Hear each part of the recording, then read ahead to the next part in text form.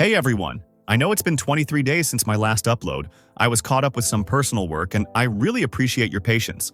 But I'm back now, and I'll be doing my best to upload daily from here on. Thanks so much for sticking around. Your support means everything. So without wasting any more time, let's start our video. Today's story is incredibly unique and fascinating. It's about a Korean boy who wakes up in a different body every single day. Each time he falls asleep, his appearance completely changes. One day he wakes up as a child, the next as an old man, and sometimes even as a woman. At the start of the story, we see a boy named Jin. He's lying next to a girl, and before she wakes up, Jin quietly leaves. On the bus, Jin checks his reflection and notices that his face looks older than the day before. That's when we learn his shocking truth. Every time Jin wakes up, his entire appearance transforms. Sometimes he becomes a young boy, other times an elderly man. At times, he appears as a young adult, and even as a woman. Along with his appearance, his voice changes too. His shoe size keeps shifting, and even his glasses prescription varies daily. He can even turn into a foreigner and start speaking that country's language fluently, even though he's never learned it. Because of this, Jin has to keep different sets of clothes, shoes, and glasses at home to match whatever form he wakes up in. Jin works as a carpenter and creates custom furniture from his home. He sells his pieces online, because selling online means he doesn't have to show his face to anyone. One day, his close friend visits. He's the only person, apart from Jin's mom, who knows the truth. He understands everything about Jin's condition, how his face, voice, and language change every morning. On one occasion, Jin wakes up as an elderly man. His energy is drained and his vision is blurry. He explains that this strange condition started when he turned 18. On the morning of his 18th birthday, he woke up and saw a completely different face in the mirror. Even his voice had changed. Jin was terrified.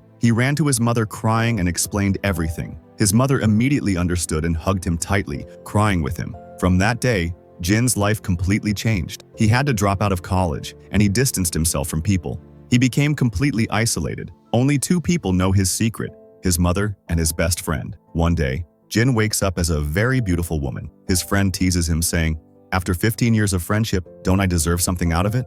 But Jin slaps him hard and reminds him that, no matter the body, he's still a man inside. Another day, Jin's friend quits his job because his company had been stealing Jin's designs. That's when Jin comes up with an idea. Jin comes up with a new idea, to design chairs based on people's individual sizes and body shapes. Since every person has a different physique, he decides to make custom-designed chairs for each one. His friend supports the idea and says they should start their own company. Jin will handle the furniture design, and his friend will manage the sales. Together, they launch their brand and name it ALEX. One day, Jin visits a furniture store to buy some supplies, where he meets a girl named Yi-Soo. The moment Jin sees her, he's instantly attracted to her. He tells her he's looking for something comfortable.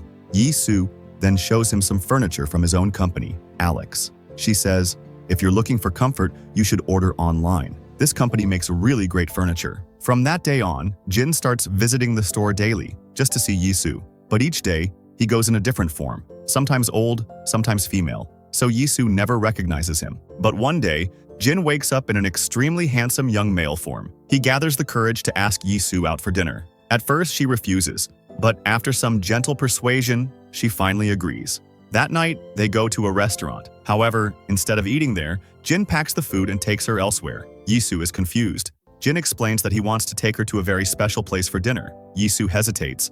After all, she barely knows him and doesn't feel safe going to an unknown location with a stranger.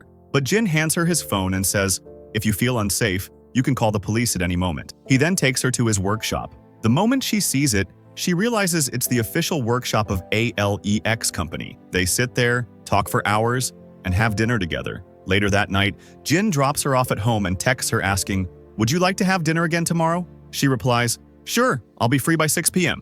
But there's one big problem. If Jin sleeps, he'll wake up in a new body, and Yi-Soo won't recognize him. So he sets multiple alarms to keep himself awake. He doesn't sleep all night, or the following day. At 6 p.m., still in the same body, he goes to pick up Yi-Soo. They shop together, enjoy their meal, and have a lot of fun. Jin wants to keep things this way, so for several days and nights, he keeps himself awake just to stay in the same form. But one evening, while riding the metro back home, he dozes off for a few seconds. When he wakes up and looks at his reflection in the window, he sees that he's turned into an older man again. The next day, Yi-Soo calls him to meet, but when Jin shows up in his older form, she doesn't recognize him. This breaks Jin's heart. Yi-Soo keeps calling him, but Jin doesn't answer. Eventually, Jin can't hold it in anymore. He decides to tell Yisu the truth. The next morning, he wakes up as a woman. As a woman, he visits the furniture store where Yisu works.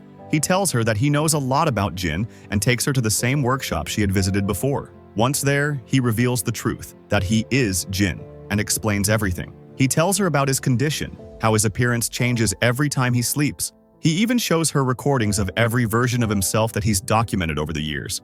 But Yisu laughs it off and says, "That's not possible. This can't be real." She doesn't believe him. Jin pleads with her, saying, "This is my reality. This is my life." Still, Yisu walks away, thinking it's all a lie. Jin is heartbroken, and on the other side, Yisu is deeply shaken too, but struggling to accept this bizarre truth. Yisu still wasn't ready to accept that something like this could even be possible. She couldn't wrap her head around how someone could change their face, voice, and even their entire body. Days passed by, and eventually, she visited Jin's workshop again. But this time, Jin had woken up as a Japanese girl, someone who could only speak Japanese.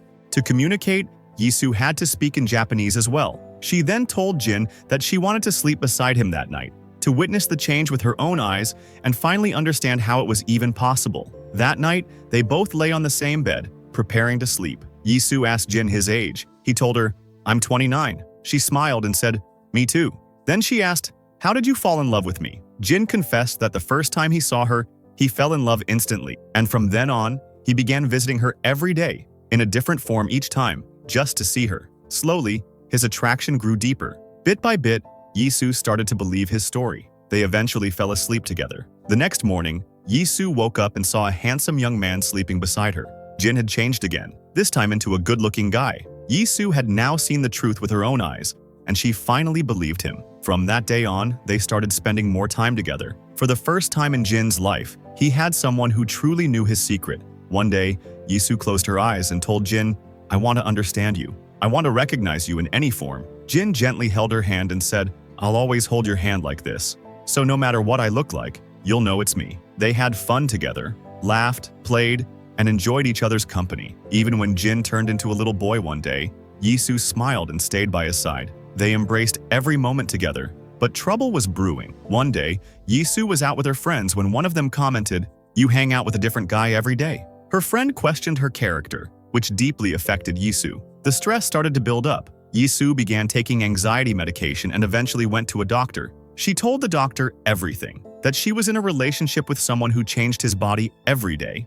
Yisu even recorded the conversation because she had started forgetting things due to the stress. Later, Jin picked her up to drop her home. On the way, Jin asked her, "Will you marry me?" But Yisu didn't respond. Jin looked at her and said, "I really love you. I want to spend the rest of my life with you." But Yisu replied, "You're always thinking about yourself. How am I supposed to introduce you to my family? How do I explain this to anyone? Every day you wake up as someone else." The truth was, Yisu still hadn't fully adjusted to Jin's reality. She needed more time. Her stress kept increasing. Just the thought of waking up every day and seeing Jin in a new form was overwhelming. One day, Yisu took too many pills. The overdose caused her to faint. Jin rushed her to the hospital. There, the doctor informed him that Yisu had taken a high dose of depression pills. Jin had no idea. When he checked her phone, he listened to her recorded conversation with the doctor. In it, the doctor mentioned that due to Yisu's sleeplessness, they had increased her medication. Yisu had never told Jin any of this. She had been silently bearing all her pain alone. The next morning, Jin woke up again in a female form. He immediately went to his mother and told her everything. That's when Jin's mother revealed a secret. His father had the same condition. Every time his father slept, he too would wake up in a different body. Eventually, Jin's mother fell into depression. That's why his father left them, to help her escape that pain and recover. A few days later, Yisu recovered. Jin sat beside her and gently said, "Please stop taking those pills now, because soon all of her pain would finally go away." Jin tells Yisu that their paths are different, and saying this, he walks away. Yisu keeps calling out to him, but Jin doesn't turn back or respond to her voice. He just leaves.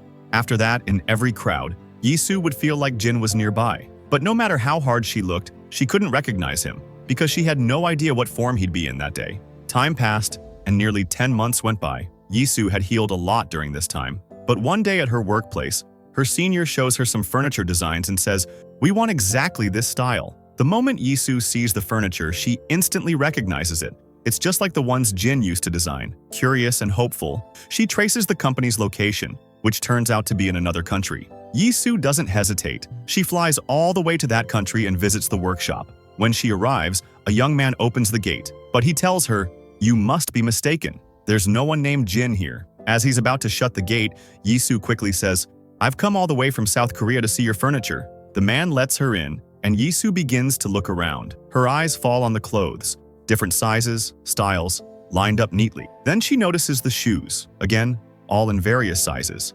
That's when she realizes the truth. The man is Jin. She quietly walks up behind him and holds his hand, exactly the same way he once told her to, so she'd always know it was him, no matter his appearance. Tears fill Jin's eyes. He tells her, "If you stay with me, you'll get sick again." But Yisu gently replies, "That's not true, but if you're not in my life, then I will fall sick." They walk together to a peaceful pond. Sitting by the edge, Yisu looks at him and says, "I don't care about your changing face or your ever-changing form, because inside every form is the same soul, and I fell in love with your soul, not your appearance." Then, smiling, she asks him, "Will you marry me?" Jin smiles, takes out a ring that he handcrafted himself, and slips it onto her finger. And with that, the movie comes to a beautiful, emotional close. If you liked this recap, don't forget to like the video and subscribe to my channel for more emotional and unique movie stories.